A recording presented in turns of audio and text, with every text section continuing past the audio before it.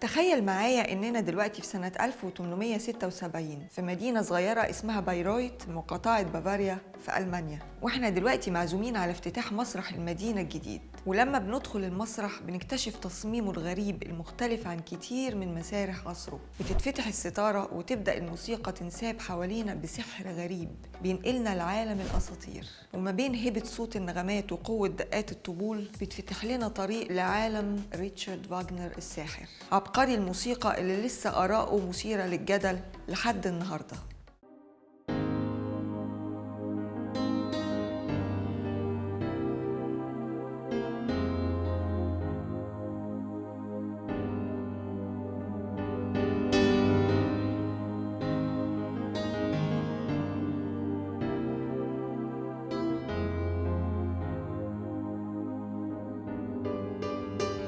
في 22 مايو سنة 1813 وفي مدينة لايبزيغ الألمانية بيتولد ريتشارد فاغنر لأب اسمه كارل فريدريش فاغنر، اللي كان بيشتغل كاتب بسيط في شرطة المدينة، والأم اسمها يوهانا روزينا. كانت ست بيت بتعشق الموسيقى والمسرح، بس حب فاغنر للموسيقى والمسرح ما كانش السبب فيه أمه بس. فبعد 6 شهور تقريبا من ولادة ريتشارد بيموت أبوه كارل، وبعدها على طول بتتجوز يوهانا من صديق العيلة لودفيغ جاير اللي كان بيشتغل ممثل وكاتب مسرحي. ويمكن يكون جاير هو صاحب التأثير الأكبر على ريتشارد في حبه للموسيقى من صغره.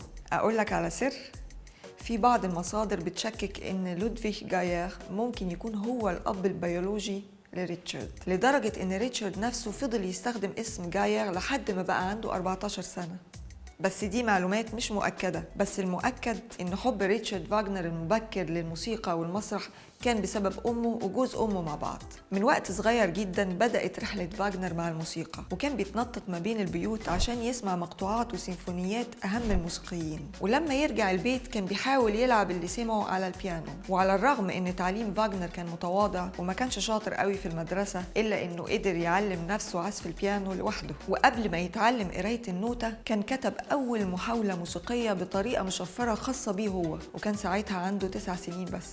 فاغنر ما كانش بس مهتم بالموسيقى، لا ده كمان كان مهتم قوي بالأدب الكلاسيكي، وده خلاه يتعلم اللغة اليونانية عشان يقدر يقرأ الأعمال الكلاسيكية بلغتها الأصلية. وكمان حبه الكبير لشكسبير خلاه يتعلم إنجليزي عشان يقرأ مسرحيته برضه باللغة الأصلية. الاهتمامات الأدبية دي هي اللي شكلت رؤية ونظرية فاغنر الموسيقية اللي سماها العمل الشامل.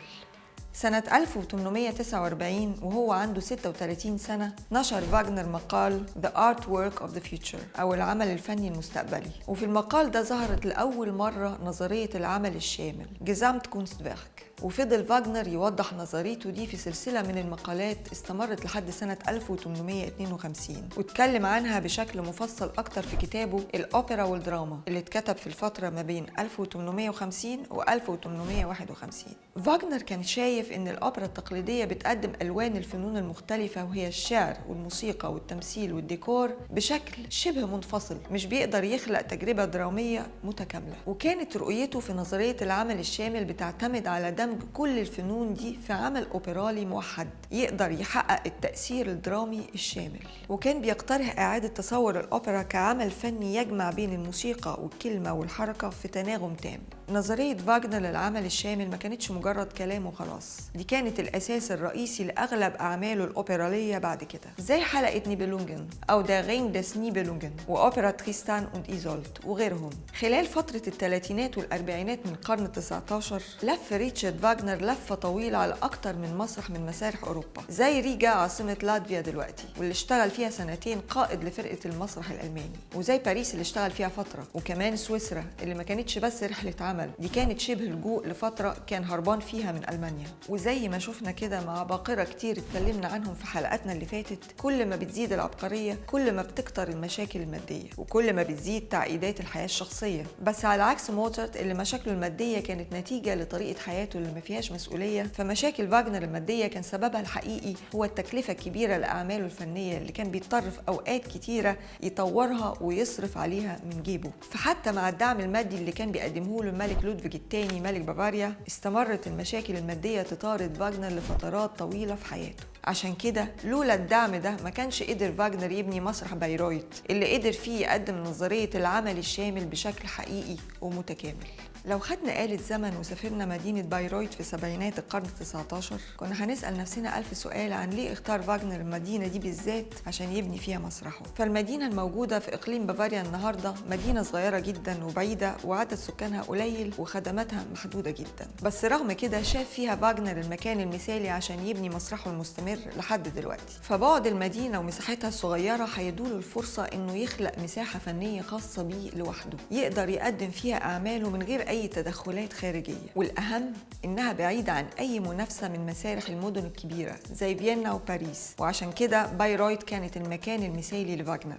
مسرح بايرويت ما كانش زي أي مسرح عادي في وقته، لأنه فاغنر كان بيفكر في كل تفصيلة تقدر تقدم نظرية العمل الشامل في أفضل صورها، وعشان كده تصميم المسرح كان مختلف. يعني مثلا عمل مكان مخصوص للأوركسترا سماه حفرة الأوركسترا المغطاة، ودي كانت بتبقى تحت الخشبة عشان الموسيقى توصل للمتلقي كأنها خارجة من جواه مش واصله له بالشكل الاعتيادي المباشر. أما تصميم القاعة نفسها فكان على شكل مروحة، يعني الكراسي متوزعة بشكل يخلي كل الناس تقعد وشها ناحية الخشبة من غير ميل، وده بيركز الانتباه أكتر على العرض ويخلي توزيع الصوت أفضل. المسرح كمان كان من أول المسارح اللي اعتمدت على نظام إضاءة متطور ومتدرج عشان يقدر يخدم الحالة النفسية للعرض. عشان كده مسرح بايرويت كان تجربة درامية كاملة ومختلفة عن أي تجربة بيقدمها مسرح تاني. لما خلص بناء مسرح بايرويت قرر فاغنر يسميه دار الاحتفال، بس المسرح كان ليه أسامي تانية برضو زي دار الأوبرا في بايرويت ومسرح بايرويت النموذجي، وحاليا اسمه مسرح مهرجان بايرويت، ولحد النهاردة بيستضيف المسرح ده مهرجان سنوي خاص بأعمال فاغنر.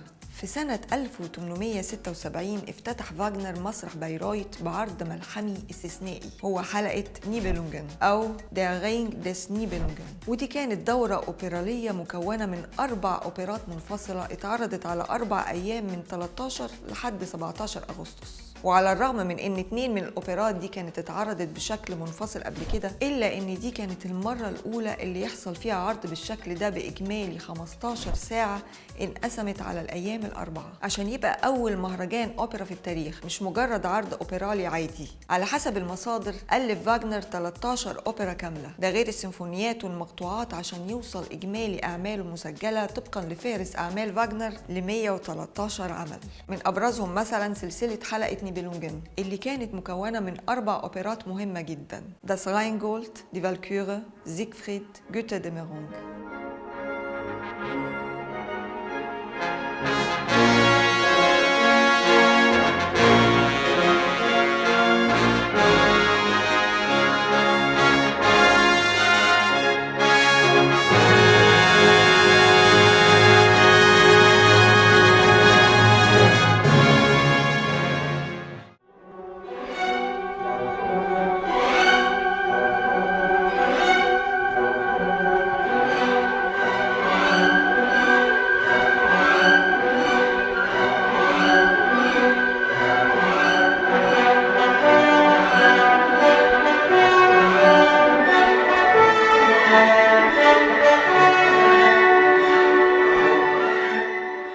ومن أهم أعماله كمان أوبرا تريستان أوت إيزولد، ودي كانت أوبرا درامية ثورية.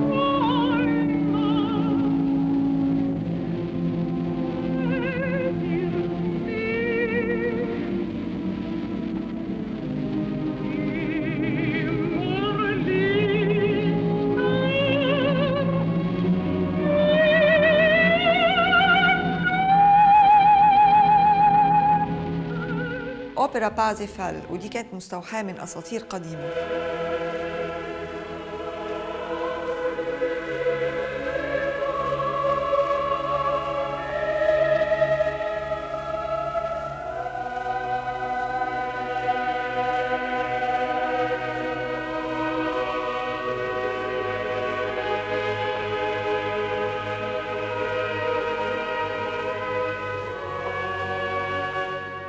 وأوبرا دي مايسترزينجر فون نورنبرغ أو مغنيين نورنبرغ، ودي كانت أوبرا كوميدية.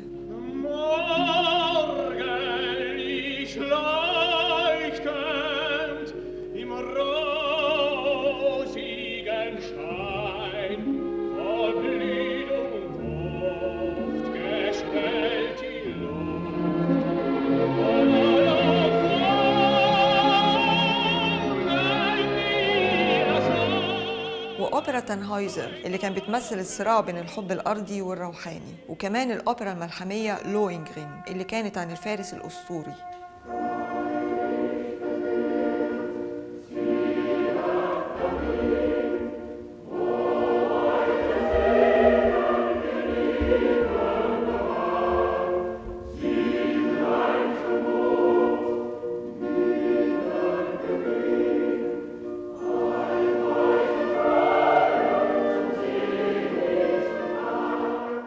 فاغنر كمان كان ليه ابتكارات موسيقية استثنائية زي أثره الكبير على تطوير الكروماتيكية، ودي كانت تقنية موسيقية جديدة في فترة عصر النهضة، وكانت بتساعد الموسيقى على التعبير على مشاعر معقدة أكتر.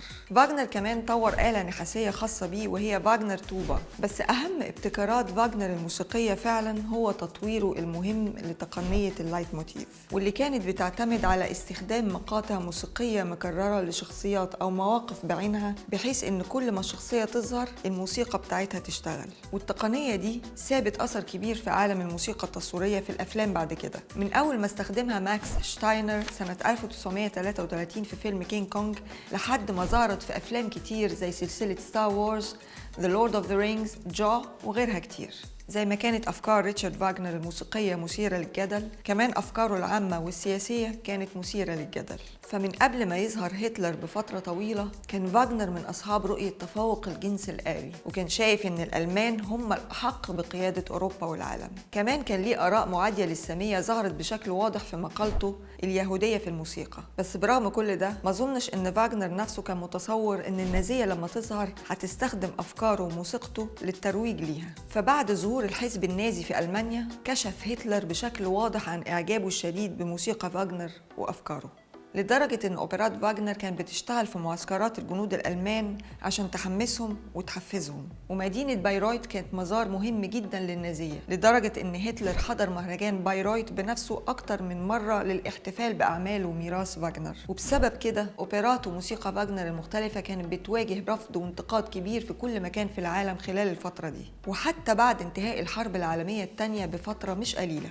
في 13 فبراير سنة 1883 مات ريتشارد فاغنر في مدينة فينيسيا في إيطاليا. وزي ما كانت حياته وموسيقته ملحمية، فمراسم دفنه كمان كانت ملحمية وكأنها جزء من أوبرا عظيمة. فبعد وفاته على طول تم نقل جثمانه في جنازة ضخمة في القنوات المائية في فينيسيا، قبل ما تتنقل بالقطر لحد مدينته المفضلة بايرويت، عشان يدفن في الآخر في حديقة خاصة في بيته. ويفضل المكان ده مزار لكل عشاق الموسيقى الكلاسيكية في العالم لحد النهاردة. مات فاغنر من أكتر من 140 سنة، بس لسه أعماله وأثره وحتى آراءه المثيرة للجدل عايشة للنهاردة. وعلى الرغم من إن كتير من النقاد والمفكرين بيهاجموا أفكاره لحد دلوقتي، إلا إن محدش فيهم قدر ينكر عبقريته الموسيقية اللي أثرها عايش لحد النهاردة في أعمال موسيقية درامية عظيمة زي أعمال هانس سيمر وجون ويليامز وغيرهم. وأثره ده هو اللي خلاه محطة مهمة من محطات رحلتنا الطويلة في أوبرا ريميكس، اللي لسه هيعدي بمحطات كتيرة تانية في حلقاتنا الجاية.